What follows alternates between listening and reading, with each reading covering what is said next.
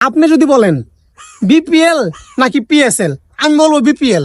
আপনি যদি বলেন বিপিএল না আইপিএল, আমি বলবো বিপিএল। কারণ কেন?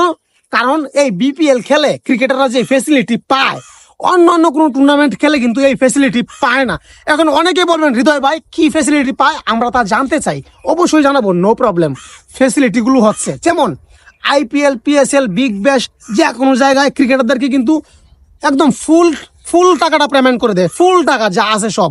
আর টাকাও জানেন, টাকা হাতে আসলেই শুধু খরচ করতে মন চায়। এটা কিন্তু আমার আর বিরাট কোহলির নাই, এটা কিন্তু সবারই।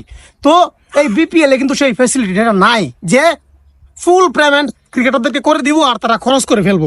এই বিপিএল এ কিন্তু কিস্তিতে টাকা দেওয়া হয়, অল্প অল্প, সামথিং, হাফ হাফ। সেই জন্য কিন্তু ক্রিকেটারদের জন্য কিন্তু এটা একটা সাশ্রয়ের ব্যাপার, সাশ্রয়। হ্যাঁ, অ্যাকাউন্টে ব্যাংকে যেমন টাকা জমা থাকে, বিপিএল খেলেও কিন্তু টাকাটা ওরকম জমা থাকে। টাকা হাতে আসলে খরচ হয়ে যায়। তো বিপিএল থেকে টাকাটা কিন্তু কিস্তির মতো দেওয়া হয়, অল্প অল্প করে। তারা কিন্তু এই টাকাটা ভালো একটা কাজে কিন্তু ব্যয় করতে পারে, এবং এটাই বাস্তব।